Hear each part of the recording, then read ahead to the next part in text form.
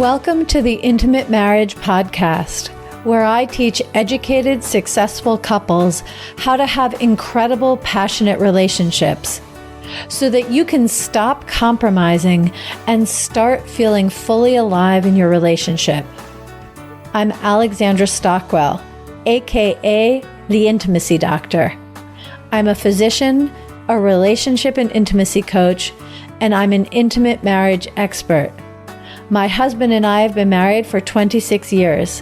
We have 4 children and full professional lives, and we've created an amazing marriage.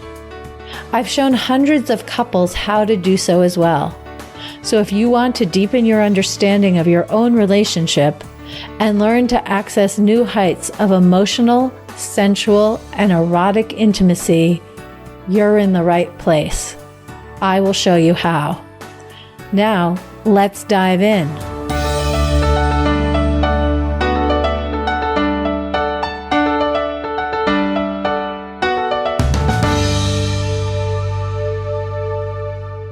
I'm so glad to welcome Justin and Kaylee Poulet to the Intimate Marriage Podcast. And as part of my welcome, I want to share why it is that I've invited you to be on the podcast. This is my very first conversation with Kaylee, and I'm so glad you're here. And it's my second conversation with Justin. However, I heard you, Justin, speaking a lot when we were in very beautiful weather at a clients and community event in Scottsdale, and you were talking about the intense snowstorm happening back at home where Kaylee, I don't know how many inches of snow you were needing to navigate by yourself. And what'd you say? There was lots. Lots of snow. Okay.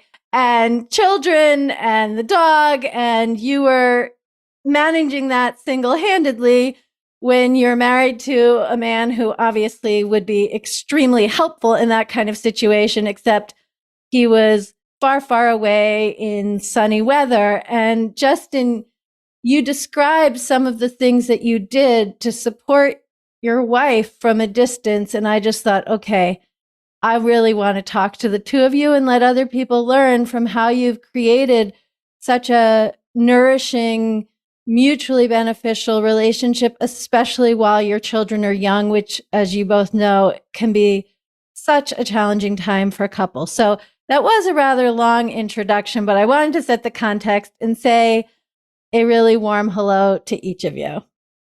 Hi, thanks for having us. Yeah, absolutely. Excited to dive in and see if we can provide value to your audience with some of the things that we do that are normal to us. Okay, well, how about if you describe what you did before leaving town? I want to set the scene for some of the things that are normal for the two of you, and then we can talk about how you think about it and how you came to it. But I just thought it was so beautiful. So will you share, Justin? Yeah, absolutely. So for context, every 3 months or so, I fly out to Scottsdale for a week, and we put on an event for our clients at Clients and Community. And it seems that every time I go out there, it lines up that there's a massive snowstorm that happens while I'm gone. And she can vouch that it seems to happen every time.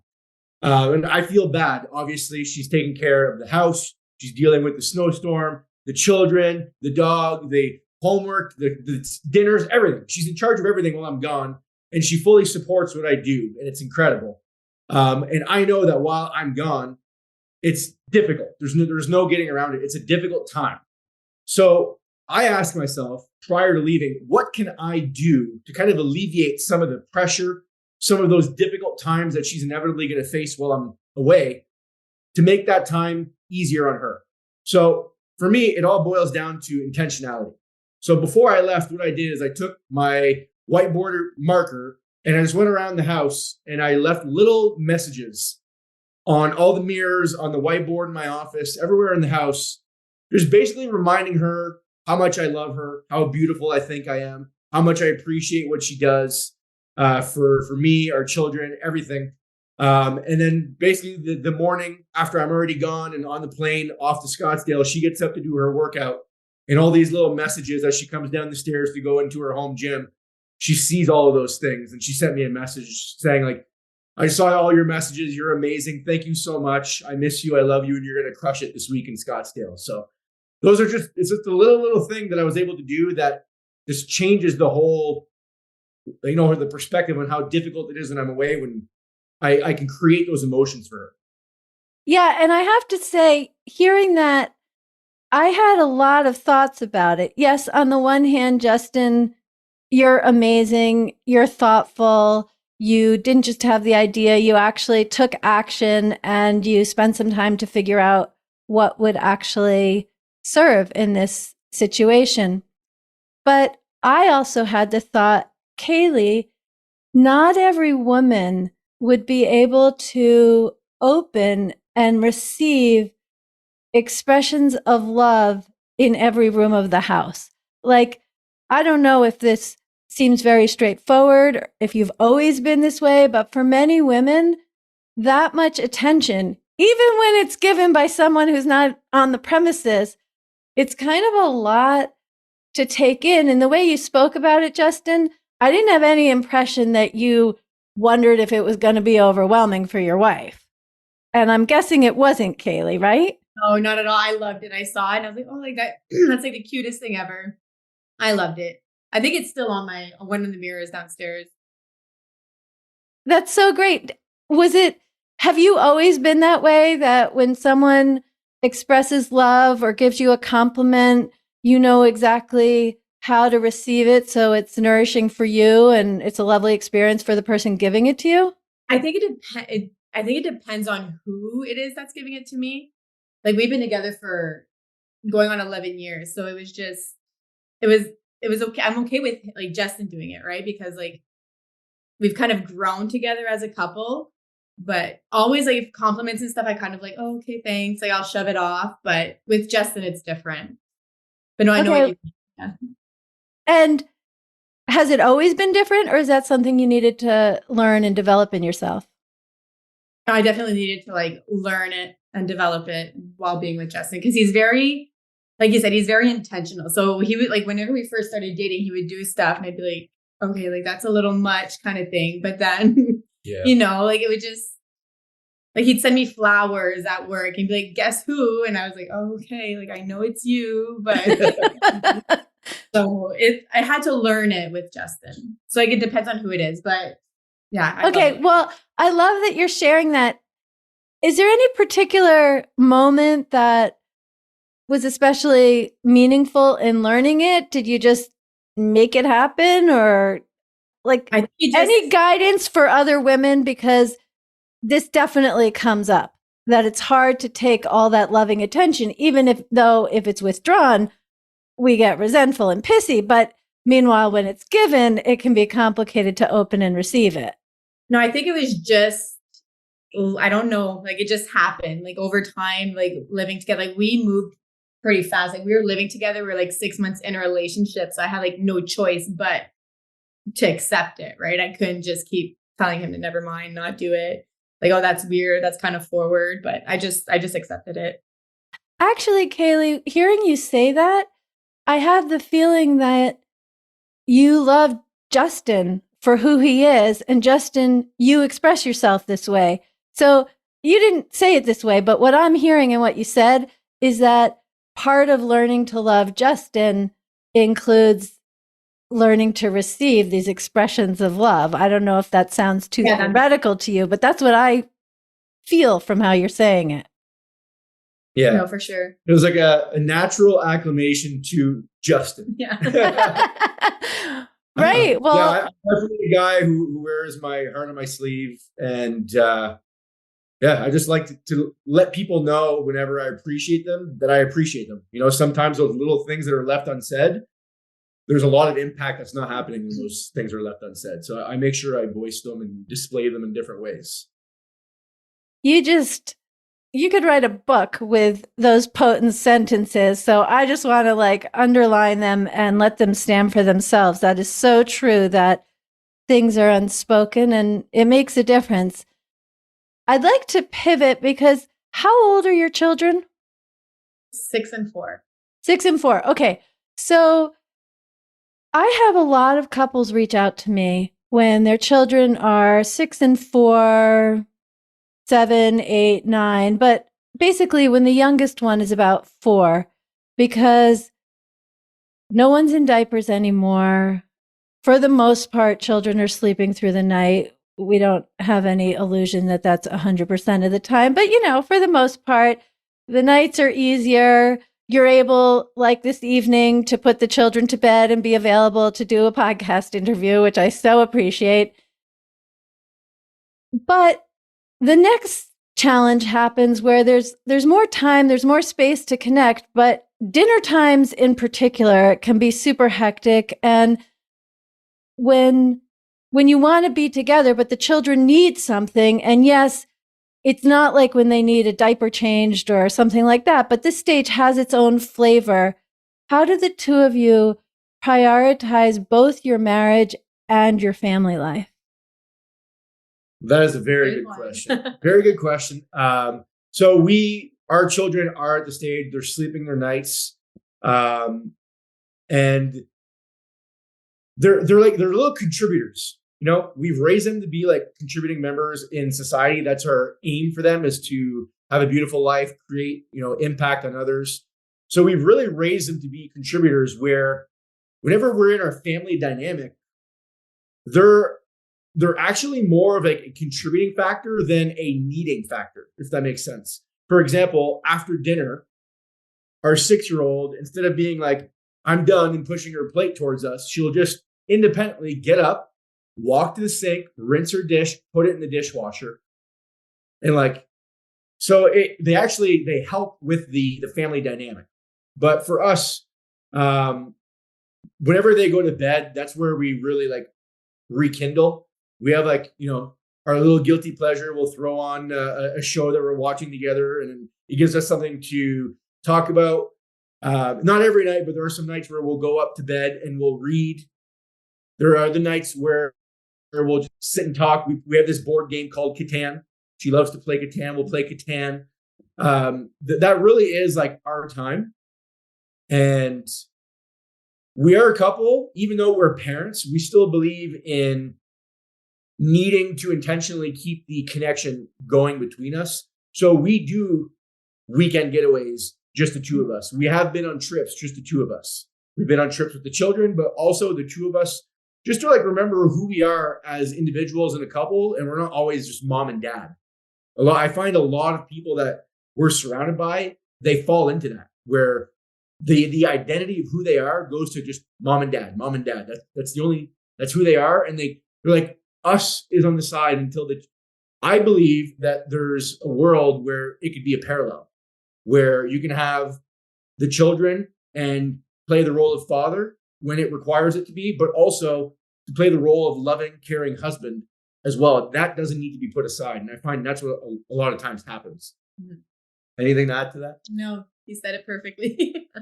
Okay, I really love that. I'm absolutely a fan of the same thing. And I usually call it discreet eroticism, because there was a very distinct dinner that I remember. It was kind of a light bulb moment for me, where I was sitting at the dinner table with my husband, and we have 4 children. And all 4 of them were born at this time. And I just realized at the dinner table, I either orient to him as a co-parent, or I basically ignore him because he can manage fine on his own. And the children, it's just a different matter of engaging with them and making sure they have food on their plate and that sort of thing. And when I realized that, I was like, that is not how I want to be. I don't want to just feel like a wife or a lover in very particular hours when everyone's in bed and everyone has gotten enough sleep that, he and I have gotten enough sleep that we can be awake and with one another. I want it to be not 24/7 necessarily, but all of our waking hours, that we have that channel flowing, even if we are the only two who know it, thus discreet eroticism rather than regular old overt eroticism. So I really love how you've articulated that, because it absolutely is true. Not only do most couples not do that, I think for many it feels like a kind of a taboo to prioritize a marriage so much while the children are young. Mm-hmm. Is that anything that either of you needed to navigate in terms of a restricting mindset? I think maybe at the beginning, like when we had our first daughter, we were kind of like caught between both, right? Like what to do, kind of like, I want to spend time with you, but I want to be with my baby as well. So I think at the beginning, but we've gotten a flow. It kind of just worked at it together. Yeah. I think more so her, like I said in the beginning, I'm very intentional, and I very intentionally did not want to lose who we are as a couple. Like every time we go away on a weekend or like on a trip, it is my idea where it's like, let's you and I go and like be us as a couple for a couple days. And honestly, I think it's healthy.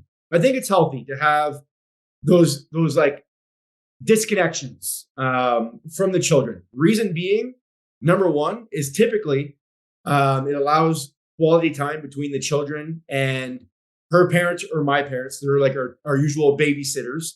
So it allows them to have quality time together, to deepen that bond, create memories. And for us, yes, like the second that we drop them off and we're off to go and have that fun adventure, yes, we're feeling that emotion of missing them. And it carries through the whole time that we're away from them. And I find what it does is whenever you return to your normal daily, everyday life, there's more appreciation for that normal, chaotic, everyday life than if you were never to have that like short but powerful disconnect. That is so beautiful how you say that, because the getting away, it's not just because you as a couple need it, and it's not because you need a break from the children. You're saying something actually very different, which is that it stokes the attention, stokes the emotional bond. I think that's so beautiful. Mm-hmm. Yeah, it's a pattern interrupt almost. Yes, I can see how that would be true. There's so many people, they're like a plastic bag in the wind. They just let life happen to them and they just go in the motions. And I refuse to be that way. I'm very, like I said, I want to create moments and I want to create things and emotions for myself, my family. And yeah, those disconnects allows for a pattern interrupt to happen where instead of just, living through life the way it is, every day is the same. Just that disconnect creates that appreciation for the everyday life that you get to have. It just gives that new, fresh perspective on, wow, I miss this normal everyday that I have. So yeah, it's like a little bit of a pattern interrupt. Okay, I have a question that I'm guessing listeners are going to have, and as I've already established, I don't really know the two of you, and I have no idea what you'll say to this. So I think there are many loving, devoted husbands who might hear you speak, Justin, and hear your responsiveness, Kaylee, and say, how can I do this with my wife? She's so clear. She's just too exhausted. She just doesn't want to leave the children. It's like she's touched out, not when the children are 4 and 6, but whatever. Like, how did you lead, Justin? Like, that's really what the question is. Like, how did you have this intentionality in a way that your wife is glad to participate in? Oh, that's a very good question. I think it's important for context that what I do for a living, my career, is around creating experiences for our clients and our company. And I think there's definitely some spillover of things that I've learned and implemented and built in our company into my personal life, into our relationships, and just knowing the importance of creating elevated moments. So, okay, well, I respect the humility in your answer, meaning that you have a relevant professional skill set. But from my professional position, that is only a small part of this answer. yes. Yeah, I agree. There's a lot of things in life I find are awareness. So for example, if you're a husband right now and the dialogue that happens on a frequent basis from your wife is, oh, I'm zonked. Oh, the children. Oh, and it's always revolving around that. That's an awareness. Like your awareness needs to kick in and say, okay, there's something that's happening here. It does have a negative intonation to it of being exhausted. The kids weren't listening. the end of the day, it's just like, oh my God, I'm a mess. It's like being able to pick up on that, having the awareness, and then asking yourself, what can I do intentionally to, I don't want to say correct, but what can I do to improve or again, create that pattern interrupt, right? So those little things that can, again, the little note that I left in the mirror, saying, you know what? You do work hard as a mother. Sometimes the children can create chaos. I think they all do. Okay. I know that's part of being a contributor too. Yeah. So it's like, how about book a spa day for her? Have her nails done, whatever, something that she likes. It doesn't necessarily need to be that. Maybe she loves to play tennis and she hasn't played in years because she's always busy. It's like arrange something to catch her off guard and create like that pattern interrupt of like my every day is I get up and I take care of the children and I'm exhausted in the day. Create a day that is not that for her intentionally. So like, just like it takes a little bit of effort. It's not a lot, but the result for her of like just having that day to relax, unwind.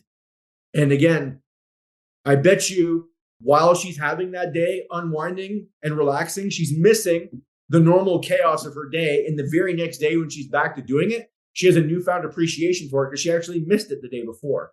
So it's really honestly, I think that happens when you catch it soon enough. So I love your conviction about that, but I'm sure that that's related to you catching it soon enough, because if someone hasn't had a day like that for 5 years, let's just say, one day actually isn't enough to return with that kind of readiness and enthusiasm. Do you agree, Kaylee? You're nodding. And I agree. Again, I think there's another piece of it, which is the open communication as a couple. Yeah. We excel in that area. We have really great communication. So if it's something that your wife is voicing, you have an advantage because it's like, okay, well, let's talk about that. You know, you're exhausted today. What was the day like? What can we do as a family unit to kind of help with that exhaustion for you at the end of the day? The other one which is a little bit at a disadvantage is if you have a wife that is not voicing those things. There, you kind of got to put on that like observer hat and kind of pick up on, you know, the behaviors, the patterns. Every day she's exhausted at the end of the day. She can't even make it through, you know, half an hour if the children are in bed. She's falling asleep with it. Those are all indicators of like, hey, maybe she's absolutely wiped by what's going on. And then having the ability to open up that communication channel, I think, is very important as well. And then just saying like, here's what I've observed. You know, I really appreciate the way that you show up as a wife, as a mother. The house is always, you know, well taken care of. The children, we do it together, but it just looks like you're really tired at the end of every day. And I want to like help if you'll allow me to help with that. Like, what can we do to alleviate some of the pressure that I can sense that you're feeling? I love that so much. One of the things that you wrote to me, Justin, is I'm beyond thankful for her support, and how she shows up as a mother and wife. And it's so clear that that is not just some cherry on top or some, I don't know, bow that you tie around the package. It's like that is part of the oxygen you breathe every day.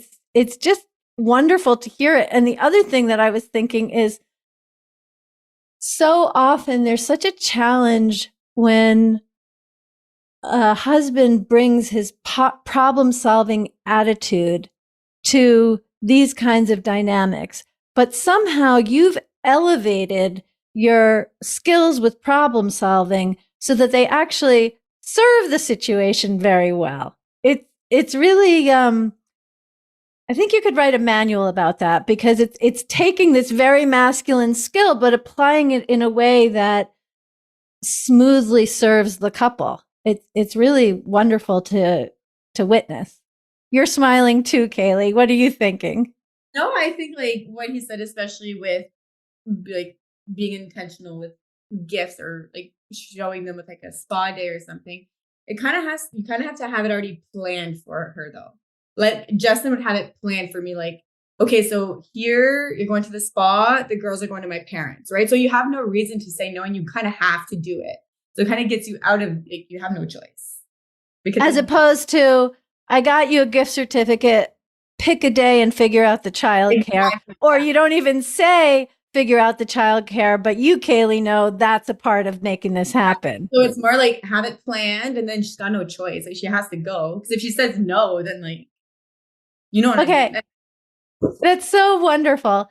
So one question that I ask all guests that I interview is based on my conviction that marriage, intimate relationship is the ultimate vehicle for personal growth. So I would love to ask you first, Kaylee, what have you learned about yourself as a result of being married to Justin? Oh my God, so much. Yeah, I guess he kind of, like, he challenges me. Like, right, like at the beginning, we were just like, whatever, like kind of just going with the motions. And then he started more into like his mental wellness and reading these books. And I'd be looking at him like, okay, whatever, I'm just going to watch TV. But then I saw him doing it, and then he was all happy. And I'm like, oh, like, I want that. So he was constantly challenging me. So I kind of just embraced it. And it's beautiful. Okay. What about you, Justin? What have you learned about yourself as a result of being married to Kaylee? He's patient. Definitely communication. My communication has drastically improved throughout our relationship. And honestly, I think that there's one pivotal moment that Kaylee created that had she not done that years ago, we would not be living this incredible life that we get to live right now. We live in our dream house. We have 2 acres. We're out in the country. Our neighbors are horses. We're doing really well financially. We have beautiful, healthy children.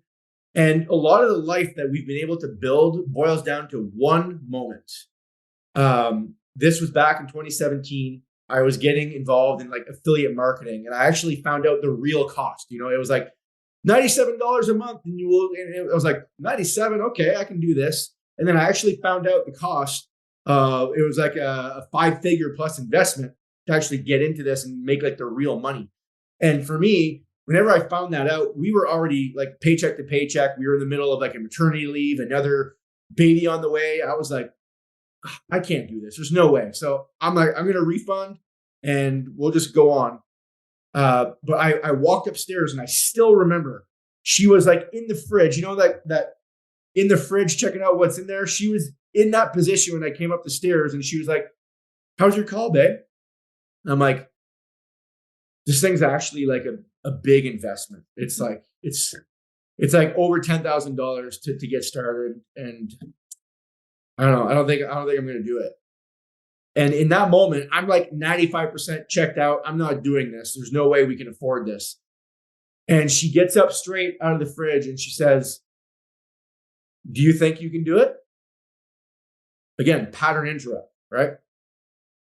And I'm like, I think I can. I'm wired. Like if I want something, like I'm just going to relentlessly pursue after it until it happens. And she's like, well, you have my support. So she brought me from 95% checked out, I'm not doing this, to holy moly, maybe I do have what it takes to do this. Because if she says in that moment in time, if she says to me, babe, we can't do this, I'm like, I agree. And I'm disconnecting. I never meet my current business partners. We don't build this amazing life that we've been able to build together. So I look at that as like a pivotal moment in time where the belief that she had in me when I didn't have it in myself, it like unlocked who I'd become. Because back then I was 60 pounds heavier. I had never really worked on my personal development. My finances were a mess. We were in debt, everything. In that moment in time, it's like it changed everything. It was like I took on the responsibility of I'm making this investment, and I'm going to just go until whatever we want to have in our life comes to fruition. That's actually a really extraordinary moment for all the reasons that you've said, Justin, but also, Kaylee, you didn't say, I believe in you. You didn't say, I think you can do it. You said, I mean, you did kind of imply, I believe in you, but what you said is, do you think you can do it?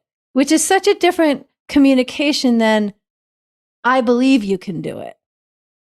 It's a very eloquent difference that it's not just that Kaylee said yes, it's that she opened the door to your own yes, Justin. It's a magnificent moment. Okay, well, I'm so grateful. I think everything that each of you has said is super powerful, and also all the things that aren't spoken that just come in your vibe and transmission, the way in which having such a fabulous marriage with 4 and 6-year-old kids and full busy lives is just very uncomplicated and straightforward. Like, that's part of the unspoken transmission in speaking with the two of you. And it's beautiful to witness. In fact, one of the reasons that I do these interviews is that we are all mammals. We learn through imitation primarily, especially when it comes to relationships.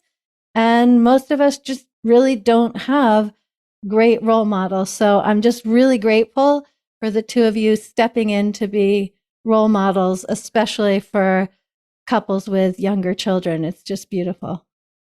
It's our pleasure. And you said something there that I'd like to echo off of, where you said we're mammals and we learn off of imitation.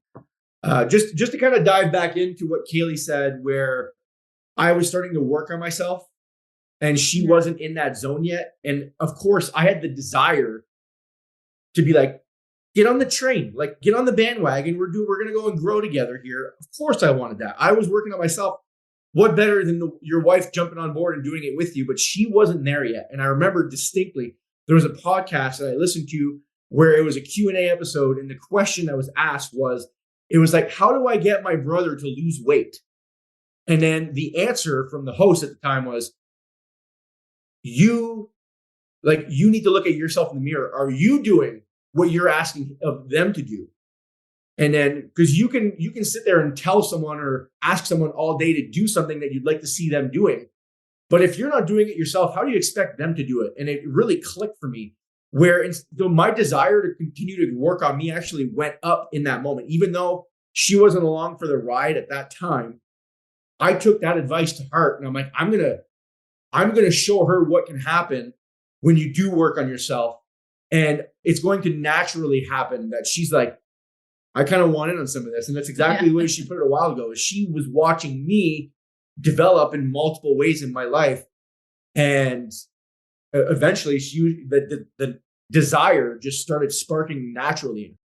So exactly what you just said, we're mammals and we learn by imitation. So if you want something, if you're a wife and you want your husband to do something, or you wish he was a certain way, or vice versa, if you're a husband who wishes your wife was doing a certain thing or being a certain way, evaluate yourself first.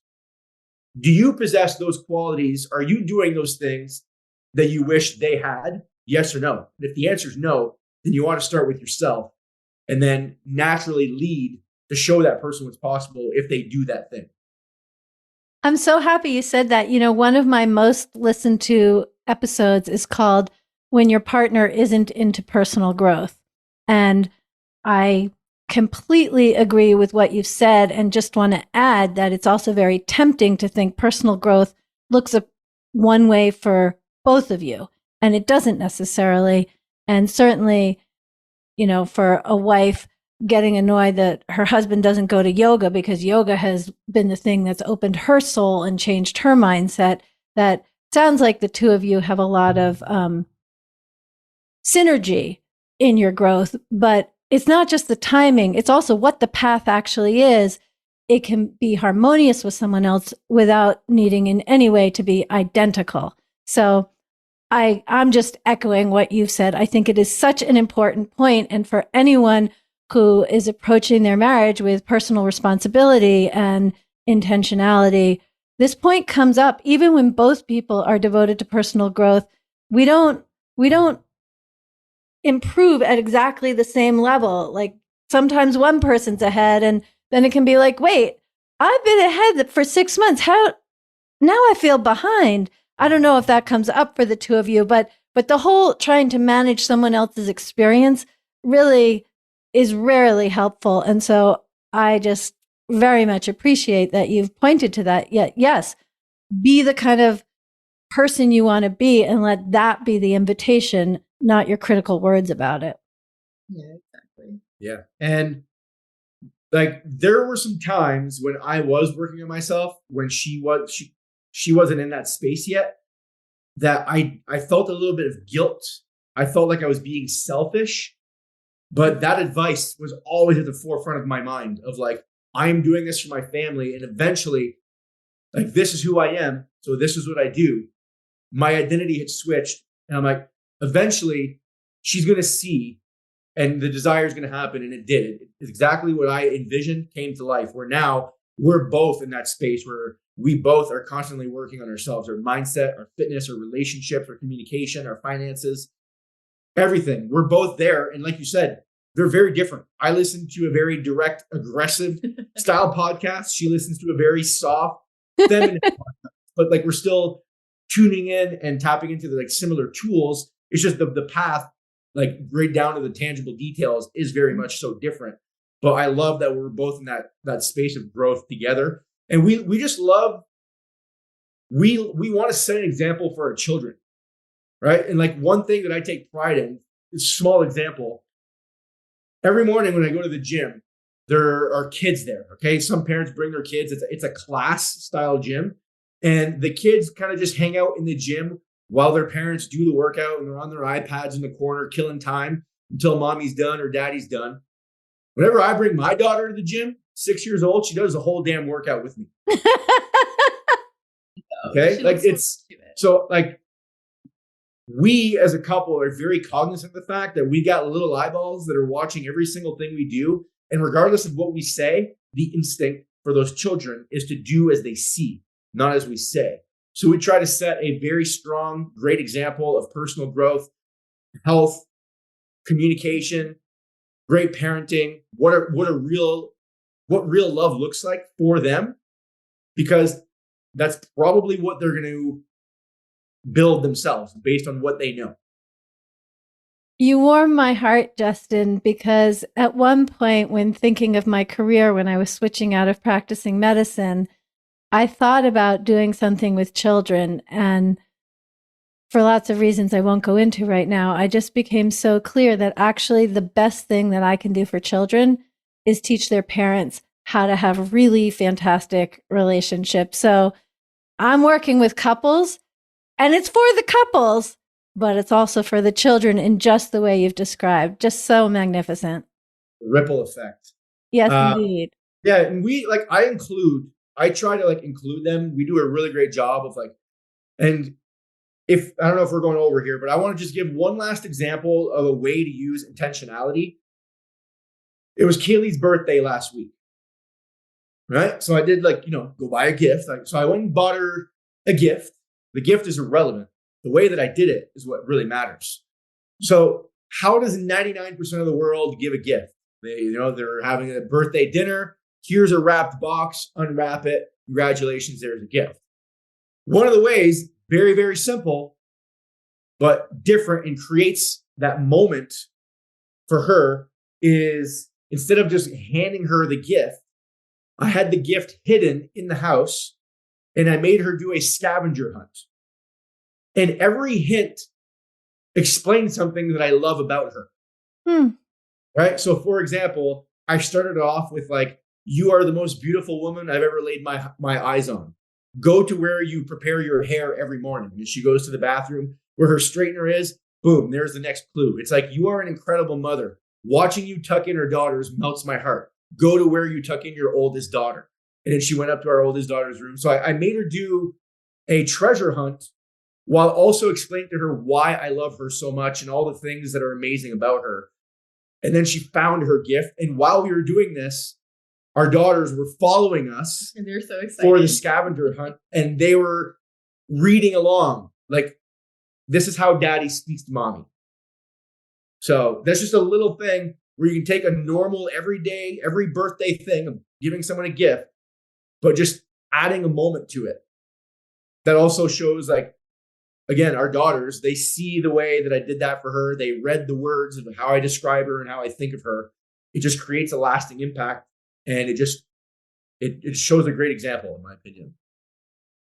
It's so great. And I'm so enjoying how much compatibility you have in your family and I have in mine, because actually most recently for the holidays, our younger two boys who are 11 and 17, they created this extremely intricate scavenger hunt for us after having been the recipient. I haven't done one for my husband. My husband hasn't done one for me, but we've done them for the children many times. And then they did it for us. And it was so fun. There were some clues that we couldn't figure out because they were so sophisticated. So I'm picturing, go to where you tuck our oldest daughter in bed. That can get so much more sophisticated and engage them with that as well. It's just beautiful. And we haven't gone over, and we could keep talking, but we will wind it up. And I just am so grateful for the ways in which you've energetically opened the doors to your home and your life and allowed the rest of us to witness the beautiful things you create together. So thank you so much. Any last words from you, Kaylee? No, that was great. Thank you. It was fun. You're welcome. Any last words from you, Justin? I will say, if you're a spouse in a marriage, it doesn't have to be difficult.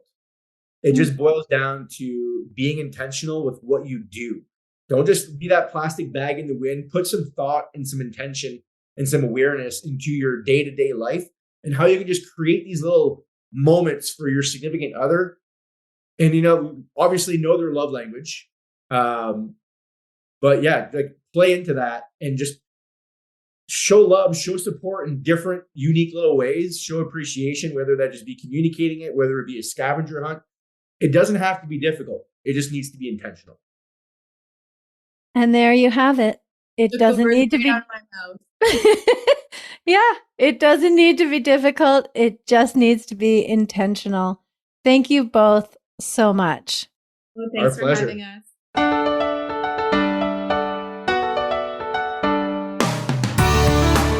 If you enjoyed this conversation, be sure to leave the Intimate Marriage Podcast a 5-star rating and review. And if you want fun, effective instruction on how to create a lifelong, passionate marriage, the Aligned and Hot Marriage Program was created for you. This is my signature program, and it contains all the best practices I have developed. I've applied them in my own marriage with great success and seen how helpful they are for the hundreds of couples I have coached. The Aligned and Hot Marriage Program will give you everything you need to transform your marriage, turn it on, and feel more connected than ever in just 8 weeks.